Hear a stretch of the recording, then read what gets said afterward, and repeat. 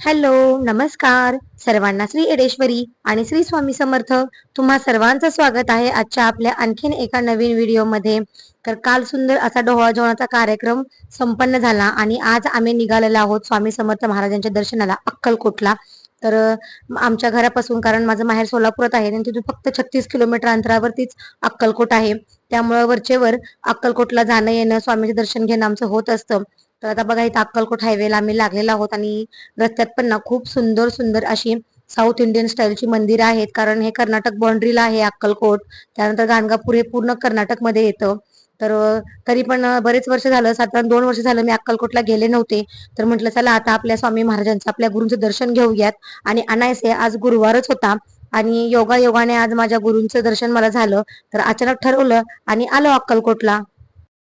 आणि तसंही स्वामी महाराजांची इच्छा असल्याशिवाय आपल्याला त्यांचं दर्शन होणं हे अशक्यच आहे. आणि स्वामींच्या इच्छेशिवाय या सृष्टीतलं पाणी हलत नाही. त्यांनीच आज गुरुवारी मला बोलावून घेतलं त्यांच्या दर्शनासाठी.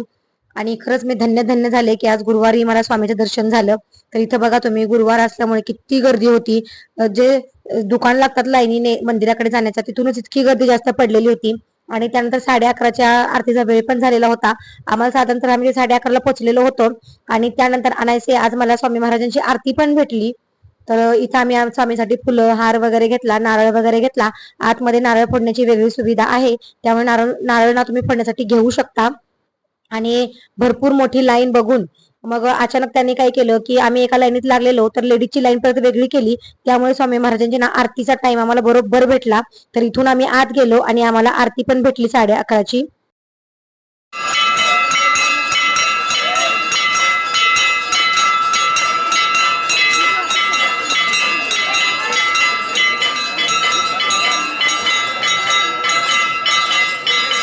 तर बरोबर गाभाऱ्याच्या बाहेर आम्ही थांबलेलो आणि स्वामी महाराजांची आरती भेटली. त्यानंतर स्वामीचं छान असं सुंदर दर्शन झालं.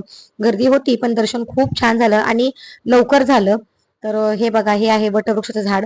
हा स्वामींचा हात आहे असं मानलं जातं. आपल्या हा झाडाच्या स्वरूपात आपला आशीर्वाद स्वरूपी हात स्वामींनी आपल्या डोक्यावरती ठेवलेला आहे असं म्हणतात ह्या वटवृक्षासाठी. तर आणि जे अक्कलकोटला गेलेले असतील त्यांना माहिती आहे की मंदिराच्या साईडला जे स्वामींचा समाधीचा गाभारा आहे त्याच्या साईडलाच हे स्वामींचा असा हा पलंग आहे, त्यांचा बिछाना आहे. तर इथं आता असा काच वगैरे त्यांनी लावून घेतलेली आहे. नाहीतर आधी ना डायरेक्ट आतमध्ये दर्शन जायचं आपण आणि त्याला हात लावून आपण दर्शन घेऊ शकतो. आता गर्दीमुळे बहुतेक त्यांनी काच वगैरे लावून घेतलेली आहे. पण आम्ही एरवी पहिल्यांदा जेव्हाही जायचो तेव्हा आतमध्ये हात लावून छान असं त्या गादीचं दर्शन घेतलेलं आहे स्वामी महाराजांच्या. तर इथं बघा, ही स्वामींची समाधी. तर स्वामींचं तुम्ही सर्वांनी दर्शन घ्या. त्यानंतर थोडा उशीर आम्ही स्वामींच्या प्रांगणात बसलो आणि त्यानंतर थोडंसं नामस्मरण केलं आणि तारक मंत्र वगैरे असा घेतला आणि छान असं स्वामींचं डोळे भरून दर्शन घेतलं, कारण मंत्र आपलं कधीच स्वामीच्या दर्शनाने भरणार नाही. आणि गुरु आपले आपल्या पाठीशी नेहमी राहोत, आपल्या सर्वांचं नेहमी कल्याण करोत. तर छान असं स्वामी महाराजांचा नमस्कार केला, त्यांना मनापासून मुजरा घातला. आणि किती त्यांच्याविषयीची कृतज्ञता आपण व्यक्त करू तेवढी कमीच आहे, कारण स्वामी महाराज हे प्रत्येक पावलोपावली मार्गदर्शन करत असतात. गुरु म्हणून ते आपल्याला नेहमी मार्गदर्शन करतात आणि स्वामी नेहमी माझ्या पाठीशी असतात. आणि असा स्वामींचा आशीर्वाद सदैव आपल्या सर्वांवरती राहो हीच मी स्वामींकडे प्रार्थना करते. तर स्वामींना छान असा मुजरा वगैरे घातला आणि मग आम्ही पुढे निघालो. तर स्वामींच्या तिथं जे परिसर आहे तिथं ना रुद्राक्षापासून ह्या स्वामींचा फोटो बनवलेला आहे. तर खूप मोठा फोटो आहे. आता बहुतेक किती रुद्राक्ष आहे ते माझ्या लक्षात नाहीयेत, पण भरपूर रुद्राक्षांपासून ना हा स्वामींचा फोटो बनवलेला आहे. तर बघा किती सुंदर आहे. तर इथं भरपूर लोक येतात आणि फोटो काढतात, व्हिडिओ काढतात. आणि खरंच स्वामी पाठीशी असतात तिथं. जिथंही आपल्याला स्वामी महाराज दिसतात तिथं अक्कलकोटमध्ये चराचरात स्वामी आहेत. तर हा बघा, इथे साईडला ना जे स्वामींच्या बरोबर गाभाऱ्याच्या समोर असा एक हॉल बनवलेला आहे. आणि इथंही स्वामींचा छान अशी कमरेवर हात ठेवलेली मूर्ती आहे आणि स्वामींचा उजवा हात बघा, हा उजव्या गुडघ्याच्या पूर्ण खाली आहे. हा एक चमत्कारच म्हणू शकता, कारण सामान्य माणसाचा हात असा कधीच नसतो. फक्त हे बघा, स्वामींच्या पादुका आहे तिथे आणि स्वामींचा जो उजवा हात आहे तो गुडघ्याच्या खाली आहे. तर इथं ना तुम्ही बसून नामस्मरण करू शकता, सारामृताचं पठण करू शकता. त्यासाठी हा हॉल बनवलेला आहे. भरपूर जण तिथं येतात, नामस्मरण करत असतात, माळ जप करत असतात. तर ही पण स्वामींची मूर्ती बघा किती सुंदर आहे. तर उरलेली फुलं वगैरे जी होती ती मी इथं वाहिली आणि इथं पण स्वामीचं दर्शन घेतलं. कारण अक्कलकोट नगरीमध्ये जिथं जिथं बघा तिथं तिथं स्वामी तुम्हाला चराचरात दिसतील. खरं तर स्वामी नाव संपूर्ण जगात आहेत, पण अक्कलकोटमध्ये त्यांची जी ऊर्जा आहे ती कुठंच आपल्याला जाणवत नाही. तर भिवू नकोस, मी तुझ्या पाठीशी आहे. हे स्वामींचं वाक्य ऐकलं ना तरच खरंच आपल्याला ना एक उभारी येते. संसारात नवीन काहीतरी पाऊल टाकण्यासाठी आपल्याला उत्सुकता येते आणि कोणीतरी खरंच आपल्या पाठीशी आहे, आपल्याला संकटमुक्त करण्यासाठी आहे, हा विश्वास आपल्याला येतो. तर आता आम्ही बाहेर पडलेलो आहोत दर्शन घेऊन आणि इथं बघा मस्त असं छान असा बाजार गजबजलेला होता. थोडंसं फार बघितलं सामान काय भेटतं का, पण काहीच आवडलं नाही तिथे म्हणून पुढे आलो आणि इकडे अन्नछत्राकडे आलो आम्ही प्रसाद ग्रहण करण्यासाठी. परंतु इतकी गर्दी होती त्यामुळे तिथं आम्ही ना काही प्रसाद काही ग्रहण केला नाही. आणि इथं बघा स्वामींच्या खूप छान छान वेगवेगळ्या मूर्त्या आहेत.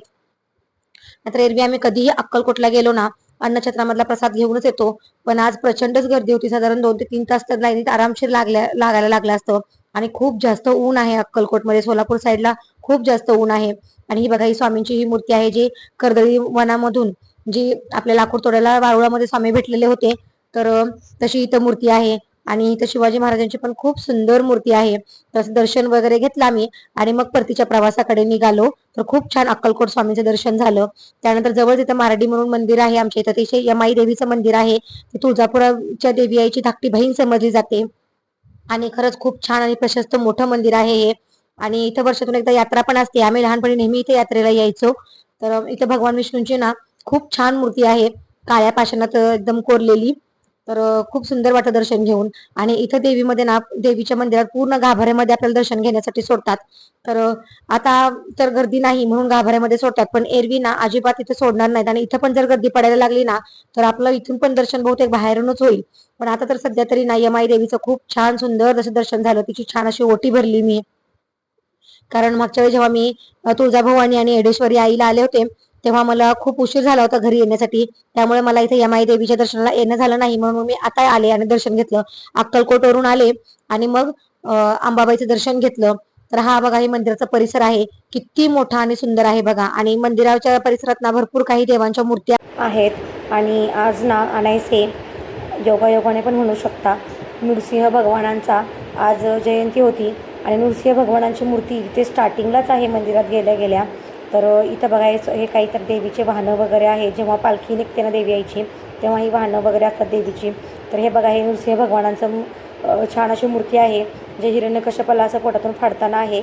तर छान असं दर्शन झालं, खूप छान आजचा दिवस गेला. व्हिडिओ कसा वाटला हे मला नक्की सांगा. आणि व्हिडिओ आवडल्यास व्हिडिओला लाईक करा, शेअर करा आणि सबस्क्राईब करा. तोपर्यंत सर्वांना बाय आणि श्री स्वामी समर्थ.